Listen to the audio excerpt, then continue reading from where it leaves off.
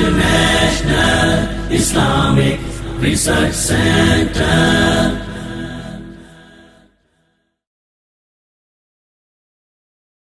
کبھی اے نوجوان مسلم تدبر بھی کیا تو نے، وہ کیا گردوں تھا تو جس کا ہے ایک ٹوٹا ہوا تارا، تجھے اس قوم نے پالا ہے آغوش محبت میں، کچل ڈالا تھا جس نے پاؤں میں تاج سر دارا، کبھی اے نوجوان مسلم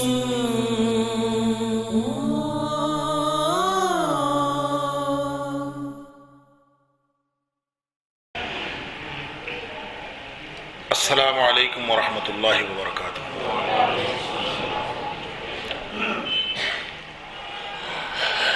الحمد للہ وکفا وسلام علی عبادہ الذین اصطفیٰ، اشہد ان لا الہ الا اللہ وحدہ لا شریک لہ واشہد ان محمدا عبدہ ورسولہ صلی اللہ علیہ وآلہ وسلم۔ اللہم صلی علی محمد وعلی آل محمد کما صلیت علی ابراہیم وعلی آل ابراہیم انکا حمید مجید۔ اللہم بارک علی محمد وعلی آل محمد کما بارکت علی ابراہیم وعلی آل ابراہیم انکا حمید مجید۔ اما بعد، فاعوذ باللہ السمیع العلیم من الشیطان الرجیم من حمزہ ونفخہ ونفثہ، بسم اللہ الرحمن الرحیم۔ ظہر الفساد فی البر والبحر بما کسبت ایدی الناس لیذیقہم بعد الذی عملوا لعلہم یرجعون۔ خشکی اور تری پر ہر طرف بگاڑ پیدا ہو گیا ہے، اور پیدا اس لیے ہوا ہے کہ بما کسبت ایدی الناس، کہ لوگوں کے کرتوت ہی ایسے ہیں۔ لیذیقہم بعد الذی عملوا، یہ اللہ نے اس لیے ان کے اوپر بھیجا ہے تاکہ ان کے کچھ اعمال کا بدلہ ان کو چکھایا جائے،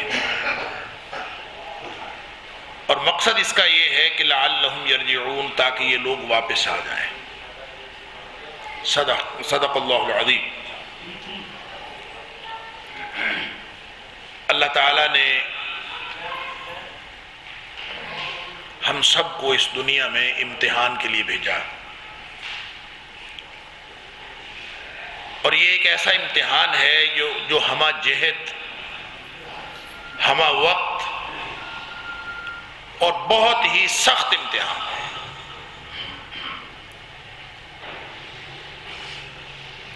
بظاہر تو یہ عمل کا امتحان ہے کہ الذی خلق الموت والحیات لیبلوکم ایکم احسن عملا، کہ تاکہ تمہارا امتحان کیا جائے۔ یہ موت اور زندگی کا کارخانہ اللہ کریم نے اس لیے بنایا تاکہ تمہارا امتحان کیا جائے کہ تم میں سے کون اچھے عمل کرنے والا ہے۔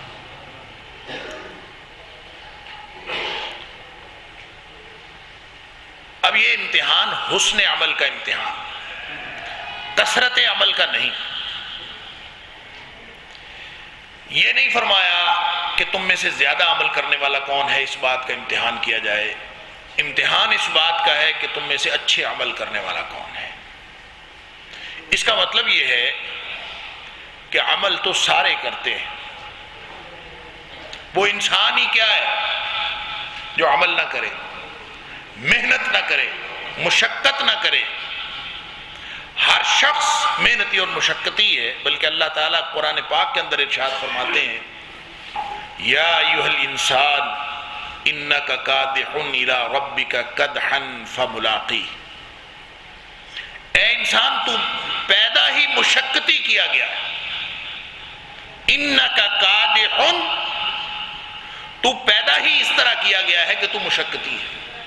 اللہ اکبر، یا ایھا الانسان انک کادح الی ربک کدحا فملاقیہ۔ اور یہ جو محنت اور مشقت انسان کر رہا ہے، یعنی کوئی ہو ہی نہیں سکتا کہ وہ انسان ہو یا اس پر انسان کی تعریف پوری آتی ہے، اور یہ ممکن نہیں ہے کہ وہ محنتی اور مشقتی نہ ہو۔ ہر شخص مشقت میں لگا ہوا، اور پھر یہ مشقت ٹھہری ہوئی نہیں ہے۔ ایسا نہیں ہے کہ یہ مشقت کر کے بس یہ یہاں تک ہے، لمحہ بلمحہ ہر وقت یہ مشقت کا سفر طے ہو رہا۔ قدحن، یہ جاری ہے، کہاں تک جاری ہے؟ الی ربک، یہ تیرے رب کی طرف یہ محنت اور مشقت کا سفر جاری ہے، اور یہ اختتام پذیر کب ہوگا؟ فملاقیہ، اس کے ساتھ ملاقات ہو جائے گی۔ وہ ہے اصل، اور جو موت اور زندگی کا کارخانہ ہے وہ بھی اسی چیز کی نشاندہی کرتا ہے کہ ہم جس سفر کو اور جس سفر کی ترتیب کو جانتے ہیں، میں اور آپ ہم سب، وہاں زندگی ہوتی ہے پہلے اور پھر بعد میں موت ہوتی ہے۔ میں اور آپ ہم سب اسی سسٹم کو جانتے ہیں کہ پہلے زندگی ہے پھر موت ہے، لیکن اللہ تعالیٰ فرماتا ہے الذی خلق الموت والحیات، پہلے موت ہے پھر زندگی۔ ہمارے خیال میں پہلے زندگی ہے، اللہ تعالیٰ فرماتا ہے پہلے موت ہے بعد میں زندگی۔ اور اس میں لطیف نکتہ یہ ہے، ہمیں یہ سمجھانا مقصود ہے کہ جو بعد میں زندگی آنے والی ہے وہ زندگی ہی زندگی ہے، موت کوئی نہیں ہے۔ پہلے موت تھی، ختم ہو گئی، کنتم امواتا فاحیاکم، تم مردے تھے، بات ختم ہو گئی، فاحیاکم، اس نے تمہیں زندگی عطا فرمائی۔ اور یہ زندگی جہاں ہم اس وقت ہیں، جس کو ہم دنیا کہتے ہیں، اللہ تعالیٰ نے بھی دنیا فرمایا۔ دنیا کا مطلب ہوتا ہے قریب والی، یہ قریب والا مرحلہ حیات ہے۔ اس کا مطلب ہے مرحلہ حیات اس سے پہلے بھی تھا، اس کے بعد بھی آنے والا ہے۔ جو سابقہ ہے اس کو عالم ارواح کہہ دیتے ہیں۔ انسان اس وقت جب اللہ سے وعدہ کیا تھا، ہم سب نے، یاد ہے نا؟ یاد ہے؟ کس کس کو یاد ہے؟ اللہ کے ساتھ وعدہ کیا تھا، کب کیا تھا؟ کہاں بیٹھے ہوئے تھے؟ یاد ہے؟ مجھے تو کوئی نہیں یاد۔ اللہ اکبر، یاد اس لیے نہیں ہے، سمجھ لیجئے،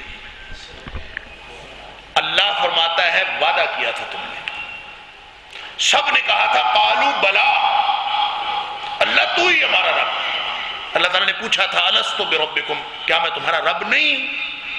تو ہم سب نے کہا تھا ہاں تو ہی ہے، تو ہی ہمارا رب ہے۔ تو رب کی بندگی ہم نے تسلیم کر لی تھی عالم ارواح میں، لیکن یاد کوئی نہیں ہے۔ جب یاد نہیں ہے تو اس کا مطلب ہے ہم ہوش و حواس میں نہیں ہوں گے۔ اگر ہوش و حواس میں ہوتے تو پھر یاد ہوتا۔ قرآن کہتا ہے، اس کا مطلب ہے ہوا تو ہے، وعدہ تو ہم نے کیا، اور اللہ تعالیٰ بار بار قرآن میں وعدہ یاد دلاتا ہے۔ تو سوال یہ پیدا ہوتا ہے کہ اگر بقائمی ہوش و حواس نہیں کیا تو وہ وعدہ کیسے؟ وہ وعدہ ہی کیسے ہو سکتا ہے جو بقائمی ہوش و حواس نہ ہو؟ یہاں جو اسٹامپ فروش ہے نا، پہلے لکھتے ہیں بقائمی ہوش و حواس، میں یہ لکھ رہا ہوں۔ تو بقائمی ہوش و حواس نہ ہو تو وعدہ ہوتا ہی نہیں ہے۔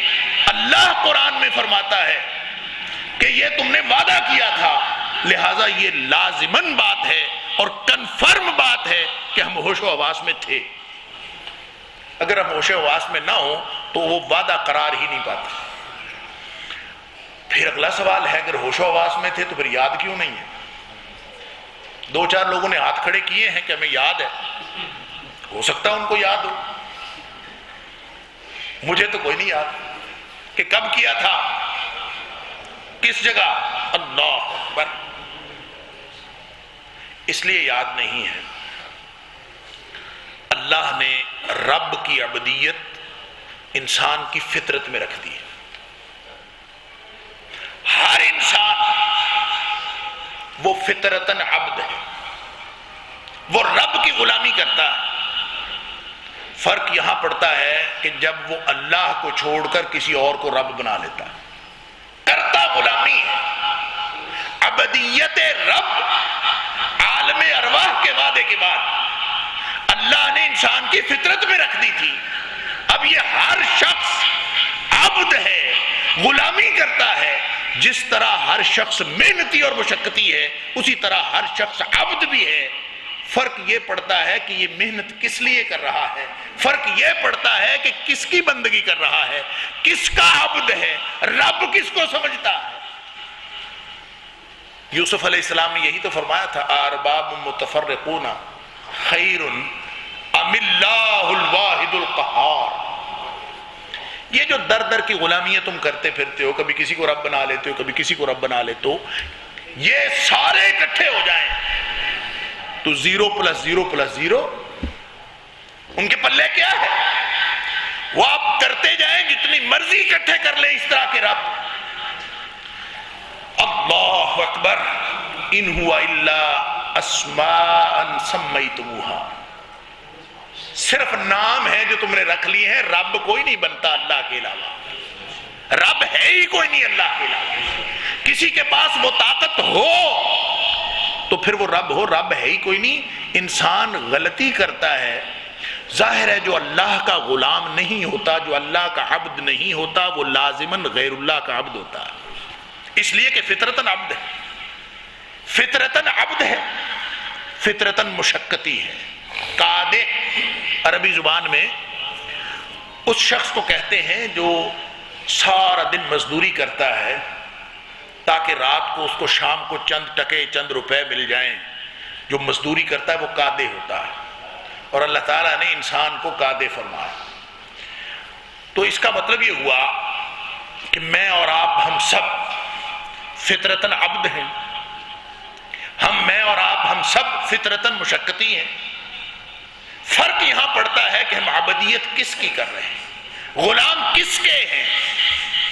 اور فرق یہاں پڑتا ہے کہ محنت اور مشقت کس لیے کر رہے ہیں. مشقت ہو رہی ہے، محنت ہو رہی ہے، عبودیت ہو رہی ہے، غلامی ہو رہی ہے. تو فرمایا ظہر الفساد فی البر والبحر بما کسبت ایدی الناس. تو جب اللہ تعالیٰ یہ فرماتا ہے کہ لوگوں کے کرتوتوں کی وجہ سے، لوگوں کے اعمال کی وجہ سے خشکی اور تری پر فساد پھیل گیا ہے، بگاڑ پیدا ہو گیا ہے، حالات خراب ہو گئے. یہ قرآن تبصرہ کرتا ہے ہمارے حالات پر.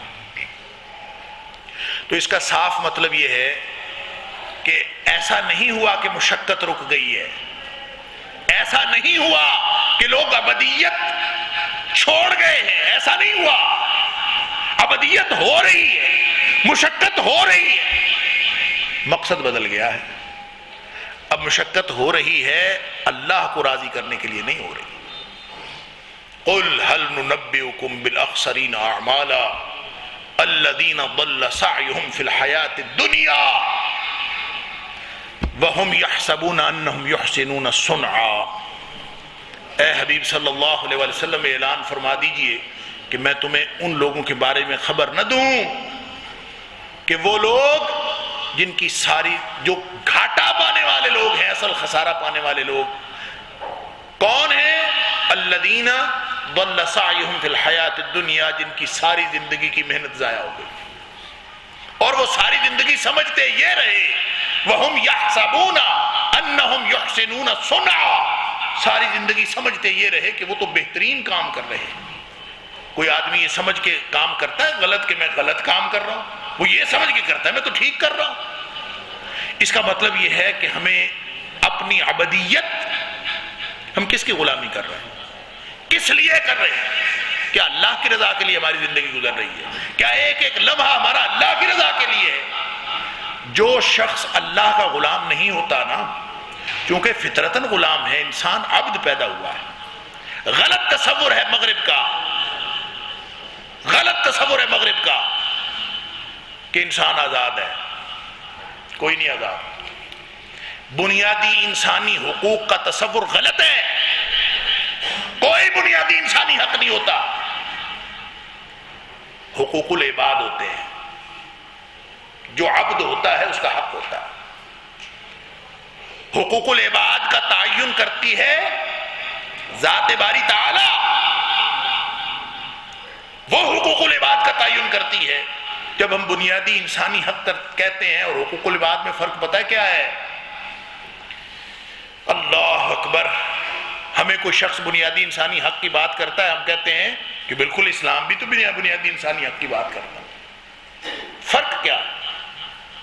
فرق یہ ہے کہ بنیادی انسانی حق کی جب ہم بات کرتے ہیں، ہیومن رائٹس کی، انگریزی میں کہتے ہیں ہیومن رائٹس.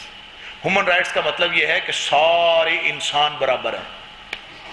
ہر انسان کا ایک جیسا حق ہے. چاہے کوئی باپ ہے چاہے کوئی بیٹا ہے، حق ایک جیسا ہے. وہ بھی ہیومن ہے، وہ بھی ہیومن ہے. دونوں کا حق ایک جیسا ہے.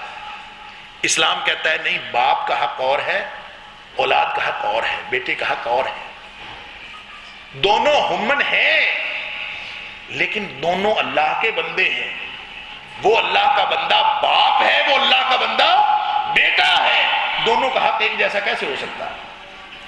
ایک اللہ کا بندہ تابعی ہے، ایک اللہ کا بندہ صحابی ہے، ایک اللہ کا بندہ نبی ہے. سب کے حقوق ایک جیسے کیسے ہو سکتے ہیں؟ اور بنیادی انسانی حقوق والے وہ اولاد کو والدین کے مقابلے میں لا کے کھڑے کر دیتے ہیں. پہلے دن جب بچہ اسکول جاتا ہے نا امریکہ برطانیہ میں، اس کو بتاتے ہیں تیرا حق کیا ہے. تیری ماں تیرا باپ تجھے ڈانٹ نہیں سکتا کیونکہ تو بھی ہیومن ہے، تیرا بھی حق ہے. لہذا اس کو پہلے دن فون نمبر بتایا جاتا ہے کہ اگر تیرا باپ تجھے مارے، تجھے ڈانٹے، تیری ماں تجھے مارے یہ ڈانٹے، اس نمبر پہ فون کر دینا. بس اس کے بعد باپ بھی ویسا بیٹا بھی ویسا، سب ایک جیسے ہیں. اسلام یہ تصور نہیں دیتا. اسلام بنیادی انسانی حق کا تصور نہیں دیتا. اسلام تصور دیتا ہے حقوق العباد کا تصور دیتا ہے. کیوں؟ اس لیے کہ ہم عبد ہیں فطرتاً. اور عبد کس کے؟ جو اللہ کا عبد نہیں ہے وہ لازماً کسی مخلوق کا عبد ہے، وہ غیر اللہ کا عبد ہے. وہ کوئی اپنے پیٹ کا غلام ہوگا، کوئی کسی نظریے کا غلام ہوگا، کوئی کسی چیز کا غلام ہے، کوئی کسی وقت کے فرعون کا غلام ہوگا. ہر شخص کسی نہ کسی کا غلام ہے. اور جو کہتا ہے نا پھنے خاں، وہ کہتا ہے بھی نہ ہم نہیں کسی کے غلام، ہم تو اپنی مرضی کرتے ہیں، ہم کسی کی نہیں مانتے، ہم صرف اپنی مرضی کرتے ہیں. اللہ تعالیٰ فرماتے ہیں اَرَأَيْتَ مَنِ اتَّخَذَ إِلَٰهَهُ هَوَاهُ، کیا تو نے وہ شخص دیکھا جس نے اپنی خواہش نفس کو اپنا معبود بنایا ہوا ہے. یہ اپنی خواہش نفس کا غلام ہے. تو ہر شخص غلام ہے. آزادی کس کو ملے گی؟ آزادی اس کو ملے گی جو اللہ کا غلام ہو جائے. وہ ایک سجدہ جسے تو گراں سمجھتا ہے 1000 سجدے سے دیتا ہے آدمی کو نجات. جو اللہ کا غلام نہیں ہے وہ در در کا غلام ہے. وہ کسی کا بھی غلام ہو، وہ ہے مخلوق کا غلام. اس لیے کہ دنیا میں دو ہی چیزیں ہیں، ایک خالق ہے، باقی ساری کائنات مخلوق ہے. لہذا جو خالق کا غلام نہیں وہ مخلوق کا غلام ہے. اور جس کی محنت اور مشقت خالق کو راضی کرنے کے لیے نہیں ہے، اس کی محنت اور مشقت مخلوق کو راضی کرنے کے لیے. اللہ، یہ ہے وہ بگاڑ، یہ ہے وہ بنیادی خرابی جو ہمارے اعمال کے اندر آئی. اعمال نہیں خراب ہوئے، اعمال کی نوعیت بدلی ہے.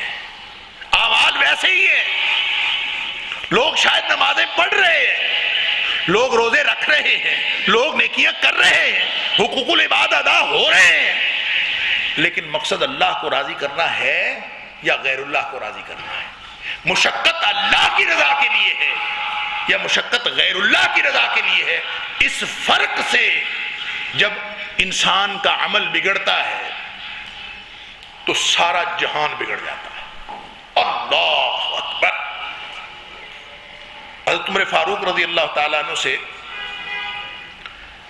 کسی صحابی، کسی تابعی نے بات کی، بلکہ خود حضرت عمر فاروق رضی اللہ تعالیٰ نے فرمایا، مشکات کے اندر یہ قول موجود ہے حضرت عمر فاروق رضی اللہ تعالیٰ عنہ کا، کہ ماذا یہدم الاسلام، کون سی چیز اسلام کو ڈھا دیتی، اسلام ختم ہو جاتا؟ تو خود ہی فرمایا جو سب سے پہلی چیز اسلام کو ڈھا دیتی ہے نا، ذلت العالم، عالم جب بگڑتا ہے نا تو سارا معاشرہ بگڑ جاتا ہے۔ ایک عام آدمی بگڑتا ہے تو وہ عام آدمی بگڑتا ہے، جب عالم بگڑتا ہے تو سارا معاشرہ بگڑتا ہے، سارا معاشرہ بگڑتا ہے تو پھر اس کے اثرات پوری مخلوقات کے اوپر ہوتے ہیں۔ انسان جب بگڑتا ہے تو ساری مخلوقات کے اوپر اس کے اثرات ہوتے ہیں۔ تو اللہ تعالیٰ فرماتے ہیں ظہر الفساد فی البر والبحر، یہ جتنا بھی بگاڑ پیدا ہوا ہے، جب تمہیں بارشوں کی ضرورت ہوتی ہے بارشیں نہیں ہوتی، جب بارشوں کی ضرورت نہیں ہوتی بارشیں رکنے کا نام نہیں لیتی، جس چیز کی ضرورت ہوتی ہے وہ ختم ہوتی چلی جاتی۔ سنتے تھے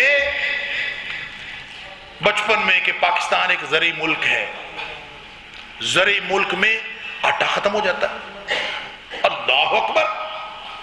ہم سنتے تھے کہ پاکستان میں دنیا کائنات سے سب سے بڑے ذخائر گیس کے پاکستان کے اندر موجود ہیں، گیس ختم، پانیوں کی سرزمین، پانی ختم۔ ایک ایک چیز کا آپ اندازہ کرتے جائیے، بگاڑ ہے، ایسا کوئی عالمگیر بگاڑ ہے، نہ سیاست بچی، نہ معیشت بچی، نہ معاشرت بچی، نہ مذہب بچا، نہ دین بچا، نہ تصورات بچے، آہستہ آہستہ نہ اقدار بچی، سب کچھ ختم ہوتا چلا گیا۔ اللہ تعالیٰ فرماتا ہے کہ یہ اللہ نے کچھ نہیں کیا، یہ تم نے خود کیا ہے۔ وَمَا كَانَ اللَّهُ لِيَظْلِمَهُمْ، اللہ لوگوں پر ظلم نہیں کرتا، وَلَكِنْ كَانُوا أَنفُسَهُمْ يَظْلِمُونَ، لوگ اپنی جانوں پر خود ظلم کرتے ہیں۔ سورہ اعراف کے اندر فرمایا وَلَوْ أَنَّ أَهْلَ الْقُرَىٰ آمَنُوا وَاتَّقَوْا لَفَتَحْنَا عَلَيْهِمْ بَرَكَاتٍ مِّنَ السَّمَاءِ وَالْأَرْضِ، اگر لوگ جو بستیوں کے لوگ ہیں یہ واقعتاً مومن ہوتے، دعویٰ ایمان ہم سب کا ہے، مومن ہیں کہ نہیں ہیں یہ اللہ جانتا ہے، اگر یہ واقعتاً مومن ہوتے، واتقوا، اور زندگی انہوں نے اس طرح سے گزاری ہوتی کہ ہر وقت یہ واتقوا، تقویٰ پتہ کیا ہوتا ہے؟ ہر لمحہ انسان اس تڑپ میں رہے کہ کہیں میرا اللہ ناراض نہ ہو جائے، ہر لمحہ اس تڑپ میں رہے کہ میرے سے کوئی چھوٹے سے چھوٹا کام ایسا سرزد نہ ہو جائے جو اللہ کی ناراضگی کا باعث بن سکتا ہے، اور ہر لمحہ اس تڑپ میں رہے کہ کوئی چھوٹے سے چھوٹا کام ایسا ہونے سے رہ نہ جائے جو اللہ کی رضامندی کا باعث بن سکتا ہے۔ جس کے دل میں یہ دوہرا احساس ہو، ہر وقت اللہ کی ناراضگی سے بچنے کا احساس اور ہر وقت اللہ کی رضامندی حاصل کرنے کا احساس، اس احساس کا نام تقویٰ ہے۔ نبی کریم صلی اللہ علیہ وسلم فرماتے ہیں التقویٰ ہاہنا، التقویٰ ہاہنا، التقویٰ ہاہنا، دل میں ہوتا ہے اور دل میں احساس ہوتا ہے۔ احساس کیا؟ ہر وقت یہ احساس ہو کہیں میرا اللہ ناراض نہ ہو جائے، ہر وقت یہ احساس ہو کہیں میں اللہ کی رضا سے رہ نہ جاؤں، محروم رہ نہ جاؤں۔ جس کے دل میں یہ تڑپ ہے، اس ترجیح کی بنیاد پر زندگی گزاری، ترجیحات یہ ہے زندگی کی کہ وہ ہر لمحہ یہ دیکھتا ہے کہ میرا اللہ اس کام میں ناراض ہے کہ راضی ہے۔ فرمایا جن بستیوں والوں کی زندگیاں اس طرح گزرتی، اگر وہ مومن ہوتے، واتقوا، اور زندگی گزارتے اس بنیاد پر کہ میرا اللہ ناراض ہے کہ راضی ہے، اس بنیاد پر اگر زندگی گزارتے، فرمایا اللہ فتحنا علیہم برکات من السماء والارض، ہم ان کے اوپر زمین و آسمان سے خیر و برکت کے دروازے کھول دیتے۔ ولیکن کذبوا، لیکن یہ جھوٹے نکلے، دعویٰ انہوں نے ایمان کا کیا، دعویٰ انہوں نے تقوی کا کیا، نام اللہ کا لیتے رہے، غلامی غیر اللہ کی کرتے رہے، بات اللہ کی بندگی کی کرتے تھے، بندگی کسی اور کی کرتے تھے، بات اللہ کی رضا کی کرتے تھے، محنت ساری کسی اور کو راضی کرنے کے لیے تھی۔ یہی وہ بگاڑ ہے کہ ظہر الفساد فی البر والبحر بما کسبت ایدی الناس، لوگوں کے کرتوت ہی ایسے ہیں، اسی لیے تو سارا بگاڑ پیدا ہوا۔ یہ تبصرہ ہے اللہ کریم کا ہمارے حالات کے اوپر، لیکن اس میں ایک خوشخبری کی بات ہے، یعنی جتنی بھی خرابیاں ہیں، جتنا بھی بگاڑ ہے، آپ احادیث پڑھتے جائیے، نبی کریم صلی اللہ علیہ وسلم نے بے شمار احادیث کے اندر، بے شمار احادیث جو وضاحت کرتی ہیں کہ یہ سارا کا سارا تم یہ کرو گے تو یہ ہو جائے گا، یہ کرو گے تو یہ ہو جائے گا۔ مثلاً ایک حدیث میں نبی پاک صلی اللہ علیہ وسلم نے فرمایا، اللہ اکبر، کہ بعض اوقات بگاڑ چند لوگوں کے اندر ہوتا ہے، خرابی سارے لوگ نہیں کر رہے ہوتے، کچھ لوگ کر رہے ہوتے ہیں، گناہ کچھ لوگ کر رہے ہوتے ہیں، باقی لوگ نہیں کر رہے ہوتے، باقی مولوی بیچارے مسجد میں بیٹھے ہوتے ہیں، گناہ کچھ لوگ کر رہے ہوتے ہیں۔ تو نبی کریم صلی اللہ علیہ وسلم نے فرمایا، اللہ کا یہ قانون نہیں ہے کہ ان اللہ تعالی لا يعذب العامة بعمل الخاصة، اللہ تعالیٰ کا عام قانون یہ نہیں ہے کہ اللہ کسی ایک کے گناہ کی سزا دوسروں کو دے، ایسے نہیں ہوتا، جس کا گناہ اسی کو سزا ملتی۔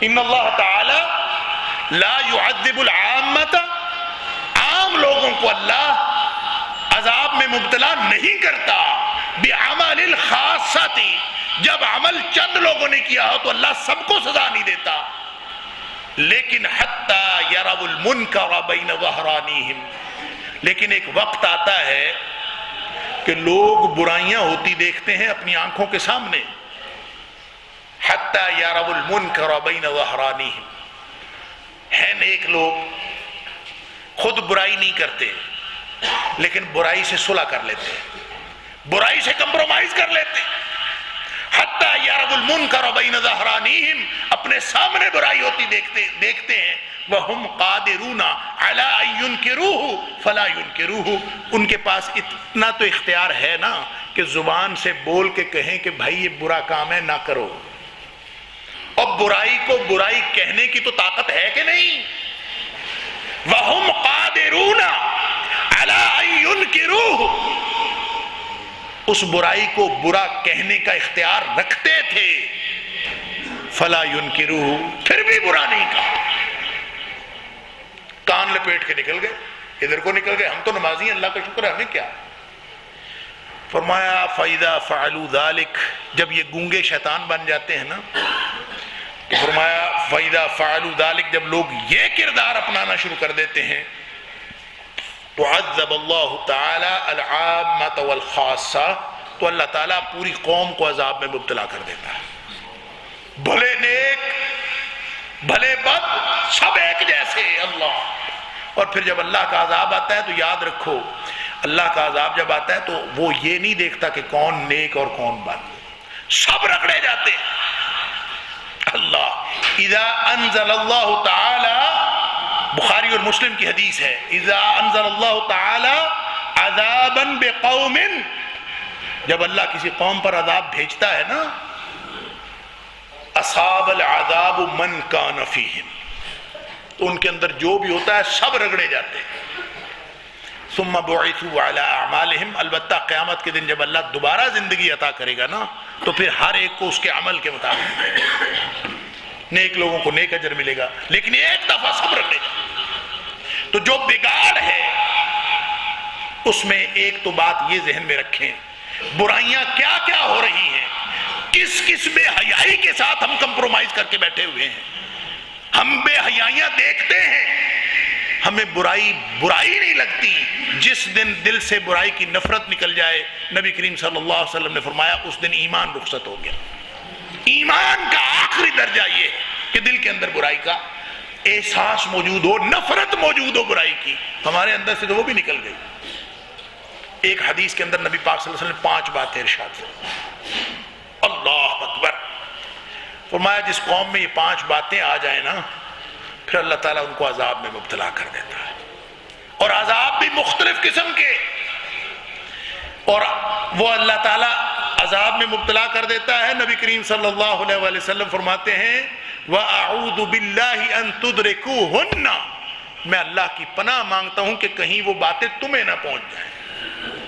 سامنے صحابہ کرام تھے، مہاجرین تھے، اللہ اکبر، انصار تھے، تو نبی کریم صلی اللہ علیہ وسلم فرماتے ہیں میں اللہ کی پناہ مانگتا ہوں کہ کہیں تمہیں نہ پہنچ جائیں۔ کون سی باتیں؟ فرمایا لم تظہر الفاحشۃ فی قوم، لم تظہر الفاحشۃ فی قوم قط، کسی قوم کے اندر بے حیائی پھیل جاتی، اور اتنی بے حیائی حتی یعلنوا بہا، ایک تو یہ ہے نا کہ کسی نے بے حیائی کی، برائی کی، اپنے گھر میں کر لی، فرمایا حتی یعلنوا بہا، بے حیائی نکل کے سائن بورڈز پر آ جائے، بے حیائی نکل کے اخباروں میں آ جائے، بے حیائی نکل کے ٹی وی پہ آ جائے، فرمایا حتی یعلنوا بہا، لوگ بے حیائی کا اعلان کرنا شروع کر دیں۔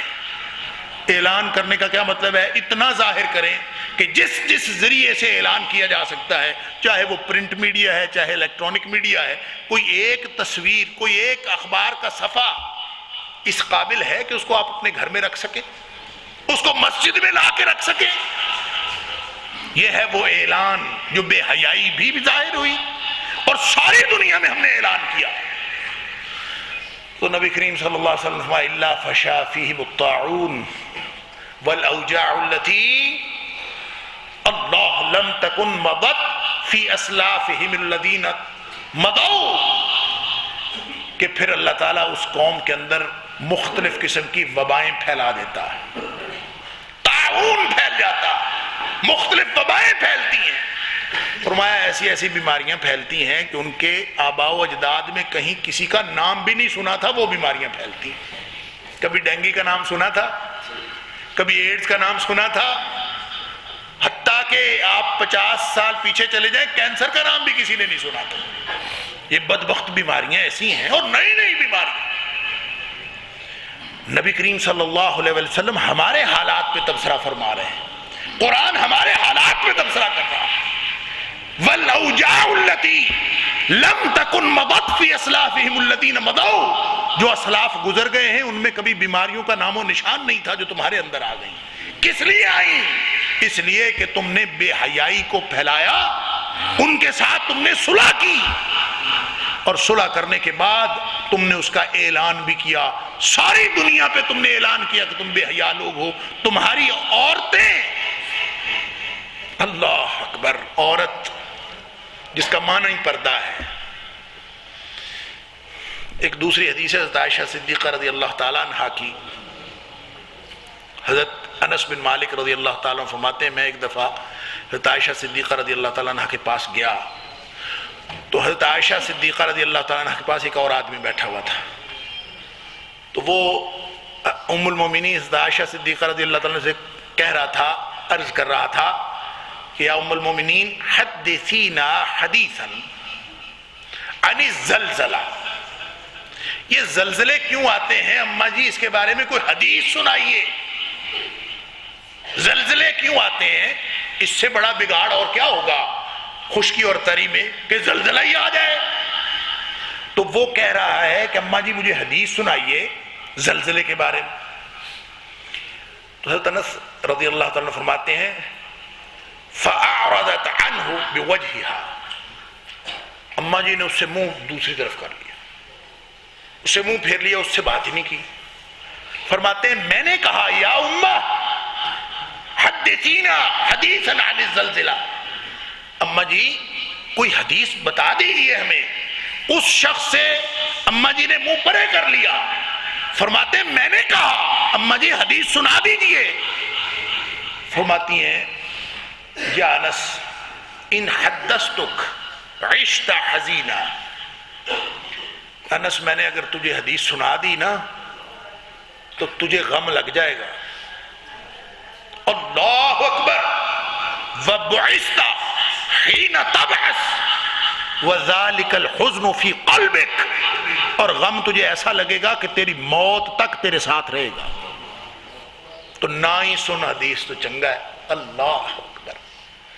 تو حضرت انس رضی اللہ تعالیٰ فرماتے ہیں میں نے پھر اصرار کیا کہ مجھے سنا دیجئے. تو فرماتی ہیں اللہ اکبر. پہلی بات فرمائی ان المرأة اذا خلعت ثيابها في بیت غیر زوجها، جب کوئی عورت اپنا لباس اتار دیتی ہے کسی ایسی جگہ پر جو اس کے خاوند کا گھر نہیں ہے. اللہ اکبر. اب لباس اتارنا کیا، عورت کا لباس کیا ہے؟ عورت پوری کی پوری پردہ. ہمیں آج تک اس بحث میں پڑے ہیں کہ یہ چہرے کا پردہ ہے کہ نہیں، یہ ہتھیلیوں کا پردہ ہے کہ نہیں. اللہ اکبر. جس نے نبی کریم صلی اللہ علیہ وسلم کی لائی ہوئی شریعت پر عمل کرنا ہو نا، کوئی جھگڑا نہیں ہے. آپ کو معلوم ہے کہ حجاب اور ستر دو مختلف چیزیں. ایک ستر ہے، ایک حجاب ہے. ستر کا حکم پہلے آ چکا تھا، حجاب کا بعد میں آیا. تو ستر کتنا ہے عورت کا؟ عورت کا ستر چہرہ اور ہتھیلیوں کے علاوہ باقی ساری عورت ستر ہے. تو پھر حجاب کا حکم جب بعد میں آیا، بلکہ حدیث میں آتا ہے کہ نبی کریم صلی اللہ علیہ وآلہ وسلم کے پاس عمر فاروق رضی اللہ عنہ کھڑے ہوئے تھے، اور ایک ام المومنین باہر تشریف لائیں، نبی کریم صلی اللہ علیہ وسلم سے کوئی بات کی. تو اس وقت حضرت عمر فاروق رضی اللہ عنہ نے فرمایا میرا دل کرتا ہے کہ ہماری مائیں جو ہیں وہ پردہ کر کے باہر نکلا کریں. تو کیا خیال ہے، اماں جی نے لباس نہیں پہنا ہوا ہوگا؟ پہنا ہوا ہوگا نا. تو اس کے بعد حکم آیا کہ اے نبی اپنی بیویوں سے اور سارے مومن عورتوں سے کہہ دیجئے کہ وہ اپنے اوپر اپنی اوڑھنیاں ڈال لیا کریں. کپڑے پہلے پہنے ہوئے تھے، اوڑھنی بعد میں چلائی. اور پھر وہ جو 70-80 سال کی بڑھیا ہو جائے تو اس کو اجازت ہے کہ وہ کپڑے اتار سکتی ہے. وہ کون سے کپڑے اتار سکتی ہے؟ وہ اپنی شلوار قمیض اتار سکتی ہے؟ نہیں اتار سکتی. وہ چہرے کا ہی پردہ ہے جو اتار سکتی ہے. تو طالب علمانہ سی میری بات ہے، پلے باندھ لیجئے گا، جھگڑا ہی کوئی نہیں. اب آپ جھگڑا تو چہرے اور ہتھیلیوں کا ہے نا. اب عورت جو پردہ اتار کے سائن بورڈز پر چڑھی ہے، اور جو کپڑے اتار کے ٹی وی پہ آئی ہے، اور جو کپڑے اتار کے اخبار میں آئی ہے، وہ اس نے چہرہ اور ہتھیلیاں ننگی کی ہیں. اللہ اکبر. اپنے جسم کے وہ حصے جو وہ خامد کے علاوہ کسی کے لیے ظاہر نہیں کر سکتی، وہ بھی اس نے ظاہر کر دیے، اور ایسی ایسی جگہوں پہ ظاہر کر دیے جو اس کے خامد کا گھر نہیں ہے. تو اماں جی فرماتی ہیں کہ ان المرأة اذا خلعت ثيابها في بیت غیر زوجها، کسی ایسے گھر میں جو اس کے خامد کا گھر نہیں ہے. فرمایا حتقت ما بینها وما بین اللہ حجاب، اللہ اور اس کے درمیان جو پردہ تھا وہ اس نے پھاڑ ڈالا. اب عذاب نہیں آئے گا تو اور کیا ہوگا. پھر فرمایا وَإِذَا تَطَيَّبَتْ لِغَيْرِ زَوْجِهَا، اگر عورت خوشبو لگا لے اور چاہے یہ کہ کوئی سونگے، اور جو اس کے دل کی چاہت ہے نا فلاں سونگے، وہ خامد نہ ہو. اذا تطیبت لغیر زوجها، کہ اس نے خوشبو لگائی لیکن وہ چاہتی ہے کہ دنیا ساری سونگے. اللہ فرمایا کان لہا نارم و شرا، وہ اس کے لیے جہنم کا باعث بھی ہے اور رسوائی کا باعث بھی ہے. یہ دو باتیں اماں جی نے فرمانے کے بعد فرمایا کہ اذا استباح الزنا، جس معاشرے میں زنا عام ہو جائے، اللہ اکبر، وشرب الخمور، اور شرابیں پی جانے لگے، وضربوا بالمعازف، اور موسیقی عام ہو جائے، ٹنک ٹنک میں اس کو کہتا ہوں ٹنک ٹنک. ٹی وی لگائیں ٹنک ٹنک، نہ لگائیں تو یہ موبائل ہی کافی. ہر جیب سے آواز آ رہی، کیا مولوی کیا غیر مولوی، کیا دیندار کیا بے دین. ہر شخص کا جو فون بول اللہ ماشاء اللہ جب فون بولتا ہے تو اس میں وہی ٹنک ٹنک ہے جس کو اما عائشہ صدیقہ رضی اللہ تعالیٰ فرماتی ہیں وَضَرَبُوا بِالْمَعَازِفِ. جب یہ حالات ہو جائیں تو فرمایا غار اللہ عز وجل فی سمائہ، اللہ کو غیرت آ جاتی ہے. جب یہ حالات ہو جائیں تو اللہ کو غیرت آ جاتی ہے. فقال للارض، پھر وہ زمین کو حکم دیتا ہے تزلزلی بہم، تھوڑا سا ان کو ہل کے دکھاؤ. پھر زلزلہ آتا ہے. اللہ اکبر. ظہر الفساد فی البر والبحر بما کسبت ایدی الناس، لوگوں کے کرتوتوں کی وجہ سے سارا عذاب. الا ھذا القیاس، نبی اکرم صلی اللہ علیہ وسلم فرماتے ہیں وَلَمْ يَنْقُصُ الْمِكْيَالَ وَالْمِيزَانَ، جب لوگ ناپ اور تول میں کمی شروع کرتے ہیں إِلَّا أُخِذُوا بِالسِّنِينَ، اللہ ان کے اوپر قحط سالی مسلط کر دیتا ہے. وَشِدَّةُ الْمَوْنَ، اور ان کے اوپر حالات تنگ ہو جاتے ہیں. وَجَوْرُ السُّلْطَانِ عَلَيْهِمْ، اور ان کے اوپر جابر اور ظالم حکمران مسلط کر دیے جاتے ہیں. پھر نبی کریم صلی اللہ علیہ وسلم فرمایا کہ وَلَمْ يَمْنَعُوا زَكَاةَ أَمْوَالِهِمْ، جب لوگ زکاتیں دینا چھوڑ جاتے ہیں، زکات دینا ان کو بوجھ لگتا ہے، فرمایا إِلَّا مُونِعُ الْقَطْرَ مِنَ السَّمَاءِ، اللہ تعالیٰ بارشیں روک لیتا ہے آسمان سے. اور فرمایا وَلَوْلَا الْبَهَائِمُ لَمْ يُمْطَرُوا، اگر چوپائے نہ ہوتے، مویشی نہ ہوتے، حیوانات نہ ہوتے، ڈنگر نہ ہوتے، تو لوگوں کے کرتوت ایسے ہیں کہ بارش کبھی ہوتی ہی نہ. اللہ حیوانات کے لیے بارش کرتا ہے. اللہ اکبر. پھر فرمایا وَلَمْ يَنْقُضُوا عَهْدَ اللَّهِ وَعَهْدَ رَسُولِهِ. سن لیجئے ہمارے ساتھ جو کچھ ہو رہا ہے، قرآن بھی تبصرہ کر رہا ہے، نبی پاک صلی اللہ علیہ وسلم بھی تبصرہ کر رہا ہے. فرمایا وَلَمْ يَنْقُضُوا عَهْدَ اللَّهِ وَعَهْدَ رَسُولِهِ، جب لوگ اللہ اور اس کے رسول صلی اللہ علیہ وسلم کا عہد توڑ دیتے ہیں.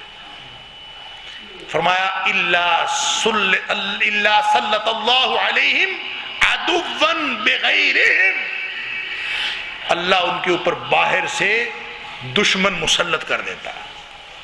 یہ جو ہم کہتے ہیں فلاں آ گیا، امریکہ نے یہ کر دیا، فلاں نے یہ کر دیا، بھئی کیوں نہ کرے، ہمارے کرتوت ہی ایسے ہیں. آپ دشمن کو کہتے ہیں دشمن ایسے کیوں کر رہا ہے؟ دشمن دشمنی نہ کرے تو اور کیا کرے؟ دشمن تو اتنا اچھا دشمن ہے، کوئی موقع دشمنی کا جانے نہیں دیتا ہاتھ سے. کبھی اس نے نہیں سمجھایا کہ وہ آپ کا دوست ہے، ایک موقع بھی اس نے دشمنی کا ہاتھ سے نہیں جانے دیا. تمہیں نہیں سمجھ آتی تو نہ آئے. اللہ نے تو قرآن میں سادہ سا اصول دے دیا ہے، ایسا اصول جس کو سمجھنے کے لیے نہ سائنس کی ضرورت ہے نہ ڈگریاں لینے کی ضرورت ہے. فرمایا کون دشمن کون سجن، ان تمسسکم حسنۃ تسؤہم وَإِن تُصِبْكُمْ سَيِّئَةٌ يَفْرَحُوا بِهَا. سادہ سا اصول ہے، بچہ بھی سمجھ سکتا ہے کہ تم جب ان تمسسکم حسنۃ تسؤہم، جب تمہارے حالات اچھے ہوتے ہیں تو جس کو تکلیف ہوتی ہے وہ تمہارا دشمن ہے. وَإِذَا تُصِبْكُمْ سَيِّئَةٌ يَفْرَحُوا بِهَا، اور جب تمہارے اوپر کوئی مصیبت آتی ہے تو جو ملک خوش ہوتا ہے وہ تمہارا دشمن ہے. سجن اور دشمن کا اندازہ خود کر لیجیے. کوئی اور دشمن تو دشمنی کرے گا، اور کیا کرے گا؟ فرمایا دشمن کا معاملہ نہیں ہے، گڑبڑ ادھر ہے. دشمن کو دوش نہ دو، اپنے اعمال کی فکر کرو. فرمایا وَلَمْ يَنْقُضُوا عَهْدَ اللَّهِ وَعَهْدَ رَسُولِهِ، لوگ جب اللہ اور اس کے رسول صلی اللہ علیہ وسلم کا عہد توڑ دیتے ہیں، اللہ تعالیٰ ان کے اوپر دشمن مسلط کر دیتا ہے باہر سے. اللہ اکبر.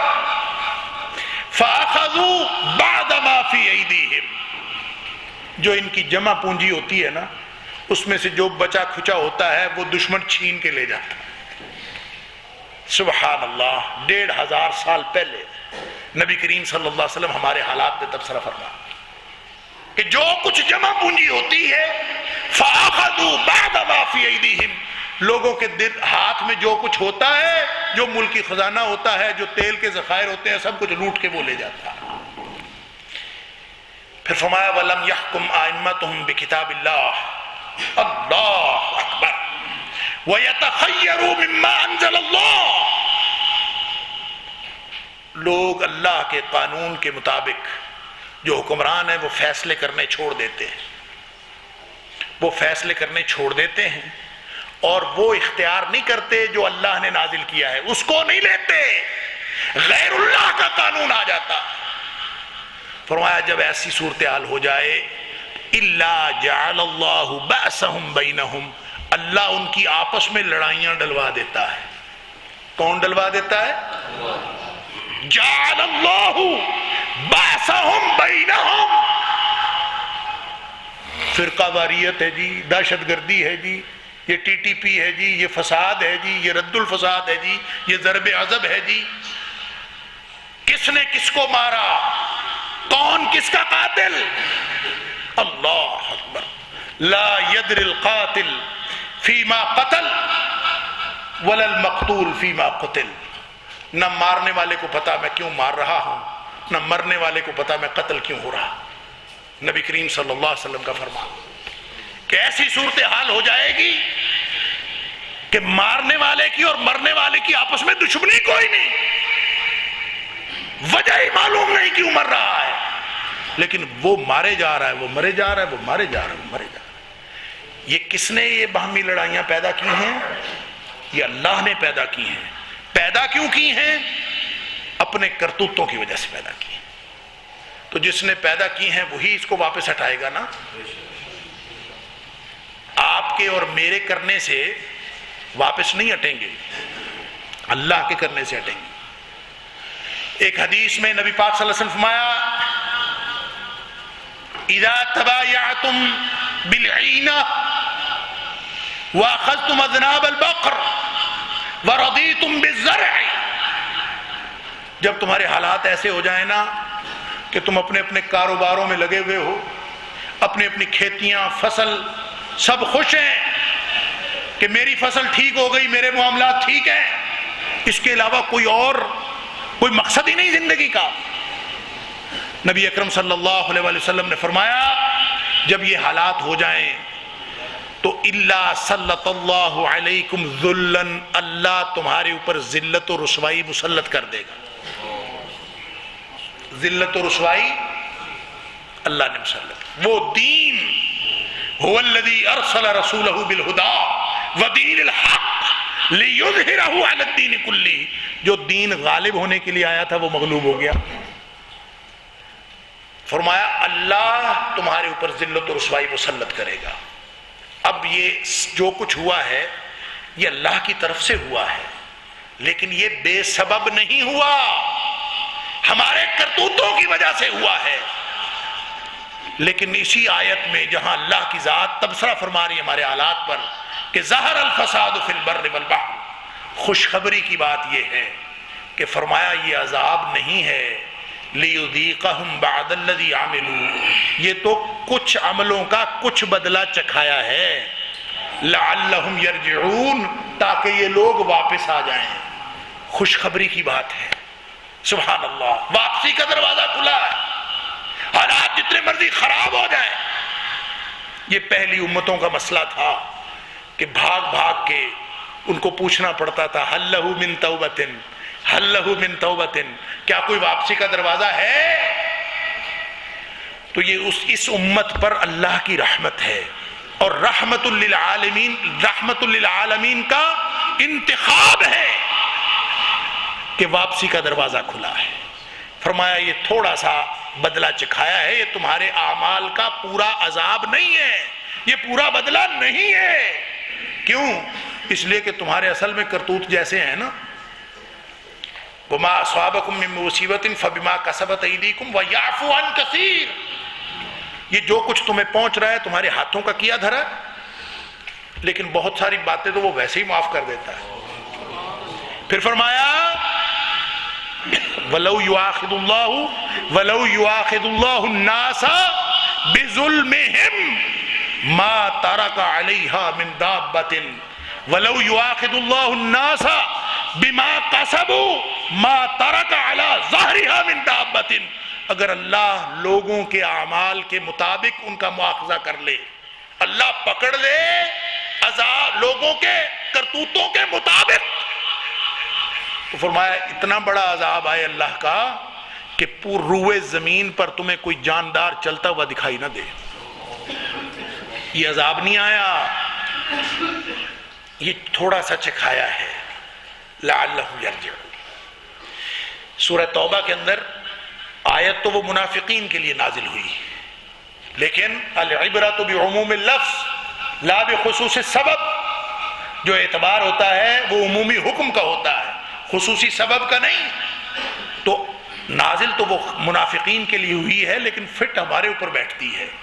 فرمایا اولا یرون انہم یفتنون فی کل عام مرۃ او مرتین، لوگوں کو کیا ہو گیا ہے، توجہ نہیں کرتے، دیکھتے نہیں کہ ہر سال ایک یا دو مصیبتیں ان کے اوپر نازل ہو جاتی ہیں۔ اولا یرون انہم یفتنون فی کل عام، ہر سال مرۃ او مرتین، کبھی کوئی ایک مصیبت، کبھی کوئی دوسری مصیبت۔ ثم لا یتوبون ولا هم یذکرون، لیکن ایسے بدبخت ہیں کہ توبہ کا دروازہ کھلا ہے، نصیحت کا دروازہ کھلا ہے، پھر بھی نہ کوئی توبہ کرتا ہے نہ کوئی واپس آتا ہے۔ حالات جتنے مرضی خراب ہو جائیں، جتنے بد امنی اور فساد سے بڑا کوئی عذاب ہوگا کہ انسان کو ہر وقت خوف لاحق رہے کہ میں پتہ نہیں میرے ساتھ کیا ہو جائے گا، اس سے بڑا کوئی عذاب ہو سکتا ہے۔ لیکن اللہ فرماتا ہے لیذیقہم بعد الذی عملوا لعلہم یرجعون، یہ ہے اللہ کا کرم۔ وَلَنُذِيقَنَّهُم مِّنَ الْعَذَابِ الْأَدْنَىٰ دُونَ الْعَذَابِ الْأَكْبَرِ لَعَلَّهُمْ يَرْجِعُونَ، بڑا عذاب آنے سے پہلے ہم چھوٹے چھوٹے عذاب چکھاتے ہیں کہ شاید کہ یہ واپس آ جائے۔ یہ رحمت للعالمین کا انتخاب ہے، اللہ کی رحمت ہے کہ واپسی کا دروازہ موت سے پہلے پہلے اس امت کے لیے کھلا ہے۔ اور یہ خوشخبری کی بات، تبصرہ ساتھ ہی خوشخبری، ظہر الفساد فی البر والبحر بما کسبت ایدی الناس، لوگوں کے کرتوتوں کی وجہ سے سارا بگاڑ پیدا ہوا ہے، سارا فساد لوگوں کے کرتوتوں کی وجہ سے ہوا ہے۔ لیذیقہم بعد الذی عملوا لعلہم یرجعون، تھوڑا سا چکھایا ہے، واپس آ جائیں۔ اور طبرانی کی ایک روایت ہے کہ نبی کریم صلی اللہ علیہ وسلم فرماتے ہیں کہ ایک دفعہ میرے پاس اللہ نے ایک فرشتہ بھیجا۔ اصل میں ہوا یوں تھا کہ نبی کریم صلی اللہ علیہ وسلم کو مشرکین مکہ نے کہا تھا کہ یہ صفا کی پہاڑی سونے کی بنا دو، اپنے اللہ سے کہو کہ یہ سونے کی بنا دو، یہ صفا کی پہاڑی سونے کی بن جائے تو ہم سارے مسلمان ہو جائیں۔ اب نبی کریم صلی اللہ علیہ وسلم تو ہر دم اسی چاہت میں تھے، اسی تڑپ میں کہ انسانیت جہنم سے بچ کر جنت میں جانے والی بن جائے۔ تو نبی کریم صلی اللہ علیہ وسلم نے اللہ سے دعا کر دی کہ یا اللہ صفا کی پہاڑی سونے کی بنا دے۔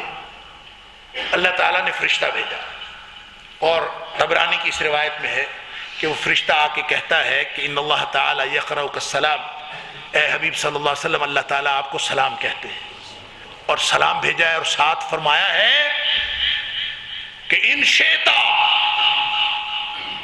اصبحت لهم الصفا ذهبا، اے حبیب اگر تو چاہتا ہے نا کہ صفا کی پہاڑی سونے کی بن جائے تو ایک آپشن یہ ہے کہ ہم سونے کی بنا دیتے، لیکن اگر یہ پہاڑی سونے کی بن گئی فمن کافر منہم، اس کے بعد بھی کوئی کافر رہا، عذبتہ لا اعذبہ احدا من العالمین، اس کو پھر میں وہ عذاب کروں گا کہ میں نے جہنم میں کسی کو عذاب نہیں کیا ہو۔ ایک آپشن یہ ہے، اور فرمایا وَإِن شِئْتَ، اور اگر دوسرا آپشن لینا ہے تو وہ یہ ہے کہ فتحت لهم باب التوبة والرحمة، میں ان کے لیے واپسی اور رحمت کا دروازہ کھول دیتا ہوں، جب آنا چاہیں آ جائیں۔ نبی کریم صلی اللہ علیہ وسلم فرماتے ہیں قلت بلا، میں نے اسی وقت کہہ دیا یا اللہ باب التوبة والرحمة، ہمیں سونے کے پہاڑ نہیں چاہیے، تو میری امت کے لیے واپسی اور رحمت کا دروازہ کھلا رکھنا۔ دروازہ کھلا ہے، اللہ بلا رہا ہے، قرآن بلا رہا ہے، نبی کریم صلی اللہ علیہ وسلم کے فرامین بلا رہے ہیں، نہیں حرکتوں سے باز آ رہے تو ہم نہیں آ رہے، جتنی سختی، جتنے حالات خراب ہیں، کسی نے اپنے گھر کا ماحول سیدھا کیا؟ کوئی گناہ جو ہم پہلے کرتے ہیں چھوڑ دیا ہو، جو ہم نے کوئی توبہ کر لی ہو، کوئی گھروں کا ماحول ٹھیک کر لیا ہو، کوئی گلیوں بازاروں کا ماحول ٹھیک ہو گیا ہو، کسی میڈیا کا معاملہ ٹھیک ہو گیا ہو، کسی اخبار کے صفحات ٹھیک ہو گئے ہوں، کچھ بھی تو نہیں بدلا۔ آپریشن رد الفساد سے کچھ نہیں ہوگا، اجتماعی توبہ کرنی پڑے گی کہ اللہ آج سے پہلے جتنی غلطیاں کوتاہیاں ہو گئی تو معاف کر دے۔ ہم واپس آتے ہیں، فرمایا سلط اللہ علیکم ذلن، ذلت و رسوائی اللہ مسلط کرے گا، تو جس نے مسلط کی ہے لا ینزعہ، وہ واپس نہیں ہٹائے گا اس کو، حتی ترجعوا الی دینکم، جب تم اپنے دین کو پہلی ترجیح بنا کے ادھر نہیں آؤ گے، جب تم دین کی طرف نہیں آؤ گے اللہ اس ذلت و رسوائی کو واپس نہیں ہٹائے گا۔